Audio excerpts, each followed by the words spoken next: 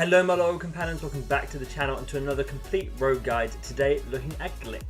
As always, I'm going to go in depth into his weapons, abilities and perks. I'm then going to give you an upgrade priority system so you know exactly what to buy when you're in game. And finally I'm going to give you some playstyle tips so you can play him a little bit more effectively. If you do go on to enjoy the video or just want to see daily educational rogue company content, make sure you drop a like and subscribe to the channel. But for now, let's get into it.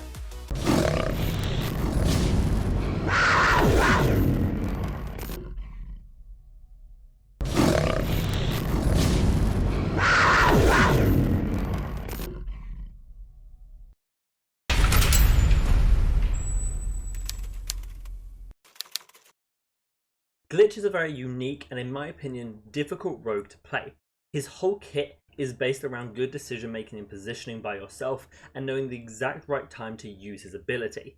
This, for newer players who are just getting used to the mechanics of the game, can be quite challenging in itself, and even for those players who are a little bit better and more advanced, may still struggle to use it in the best times. In this video I'm going to hope to break down exactly what he does and also give you some tips so you might be able to play Glitch a little bit more effectively in your games. Starting with this passive, this is called Intuition, and what this allows Glitch to do is see enemy equipment through walls. This includes loads of things like C4, Ronin knife, anvil shield, barbed wire and a lot more. It comes up with a red tint around it so you know exactly where it is in the different positions on the map. This allows Glitch to be very aware of his surroundings, not being taken out by a lethal trap or just by some form of zone control to slow him down, and also lets him get into position to use his ability to hopefully destroy it. This ability is called Hack, and what this does is when Glitch activates it, he pulls out this little device where he can see nearby enemy equipment on the monitor that it has. It tells you what's around you in a 20-meter radius from Glitch himself, and this can be anything from a player to a piece of equipment that has been placed down. When this is activated, it will cause any equipment to be destroyed. If this is a lethal sort of explosive, it will actually detonate the explosive. So if any enemies are near it, so they're stacked on top of the Ronin knife, it will blow up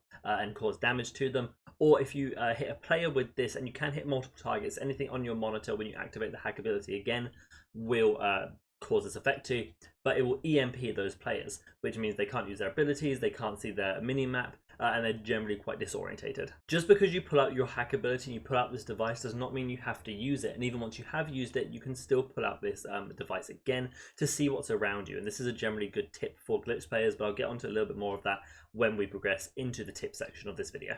Going then onto his weapons, he has two close range weapons, which is why he's kind of fallen out of meta recently due to the long range nature of the game. But Glitch's weapons include the SKL6 shotgun, which is a destructive pump action shotgun with a base 5-round magazine. As you upgrade this, you increase the magazine size to 8, you then increase the damage range at tier 2, and at tier 3 you increase his hipfire accuracy. His other primary weapon is the more favourable LMPX, one of the most versatile SMGs in the game, being able to compete at some longer ranges if you have good recoil control.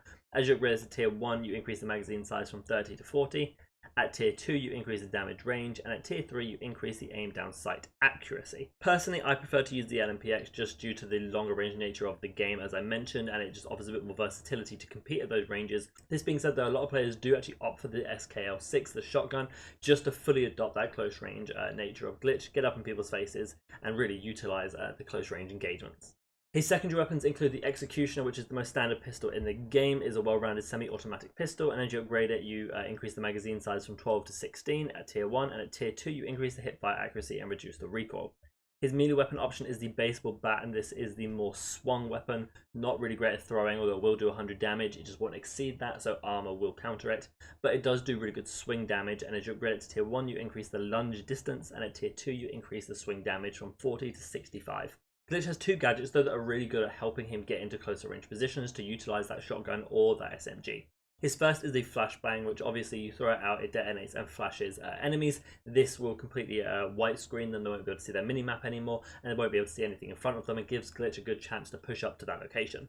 As you upgrade to tier 1, you increase the throw distance of it, and then at tier 2 you upgrade it so you can get a second one of these. His other gadget option is the Semtex grenade, which is the fast throwing explosive that can stick to walls or targets or enemies and detonate damage accordingly. At tier 1 you increase the throw speed and the damage when you stick someone to 250, so always one-shot people. And at tier 2 you increase the blast radius. Going on to his perks, in the 4000 category he has padded steps and cloaked. In 6500 he has tenacity, which has been recently given to him in favour of bounce back, and he also has nimble hands. And then in 10,000 he has headstrong and tracker rounds. The addition of tenacity was to improve his breaching ability. He is technically a breacher with that hack ability, so he does need to get up close into that 20-meter range, but is often killed through grenades. And so tenacity was added to sort of counter that, and of course, being one of the better perks in the game is definitely a must-buy for him. Headstrong and track rounds also offer a good lot of utility and survivability for him, and nimble hands is never bad to reload those weapons a little bit faster. I also personally do like padded steps, and cloaked, obviously, if you're in need of that anti-reveal, then it may be necessary too. Now though, let's look at how you would upgrade him, and as always I'll split this into the high priority, which are things you must buy as soon as possible in this order. Then we have the interchangeable, which are things you do need to buy, but you can sort of mess around with the order that you preferably want them. And then the low priority or situational, which are things you don't normally need unless you really need them for a specific purpose, or you have excess money and want to dabble into them. I also have on the left the rounds you're most likely to buy these, but we'll go over the most noticeable now. Going into round 1, you want to be picking up one of the gadgets. Preferably, I say pick up the flashbang. I think it's a little bit more reliable to clear corners, although if you are in favour of the Semtex, you could do that as well. Then you want to be picking up your primary weapon in round 2, and then in round 3, you want to be picking up tenacity and the other piece of equipment that you can get. You should have enough money for this as long as you have fairly good rounds leading up to that point. After that though, you can pick up the bat, which is of course optional if you're comfortable using melee weapons, and then I would recommend fully upgrading your weapon. He is very weapon focused, given how strong that MPX is fully upgraded, so that would be my recommendation for you. Then look at upgrading the flashbang so that you get 2 of them, and then you can really be pushing into corners quite well. From there, I would recommend picking up Headstrong and then Tracker rounds just to offer yourself a little bit more survivability and supportive role for your team as you move through the later rounds of the game.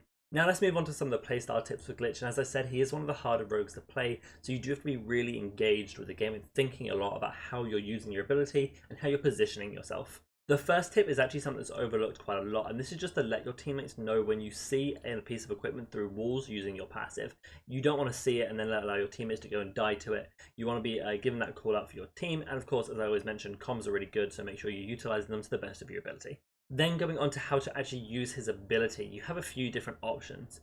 Generally, I would not recommend only focusing on EMPing enemies. The only time that is effective is if you are then all going to push immediately after and they haven't used their utility yet. Let me put this into an example for you. Say you and your team want to breach a site, and on that site there is a Dema, a Vi, and a Trench.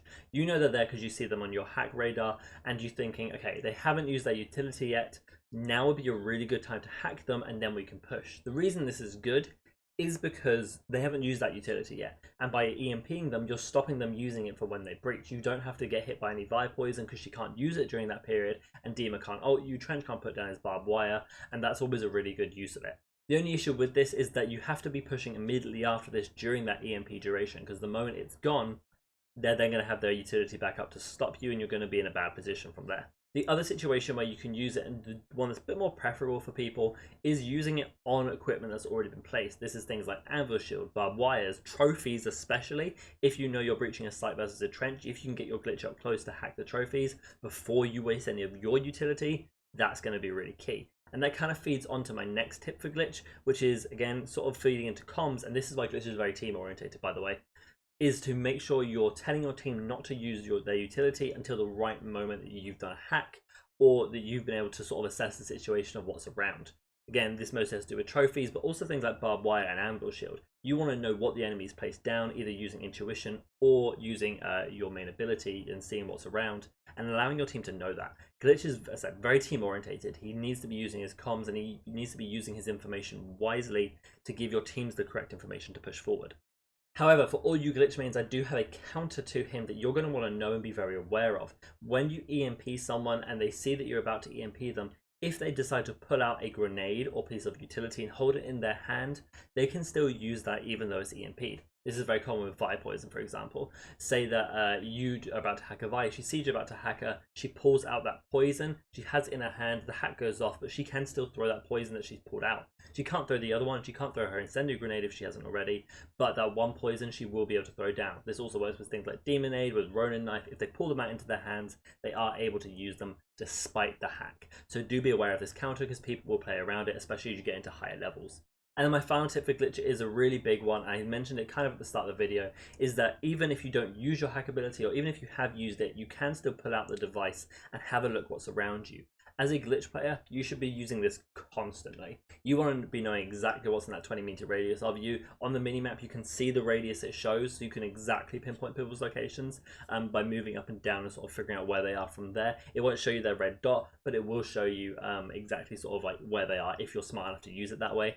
But pull this out as much as possible, look at it, see what's around you, and inform your team. He's a team player, he's based on comms, and he's based on your usage of your ability and your general game sense. Glitch is not a great rogue for new players, and he needs to be played at a high level for him to be really useful. Okay then guys, that takes us to the end of the video, and if you did enjoy, make sure you leave a like and subscribe to the channel.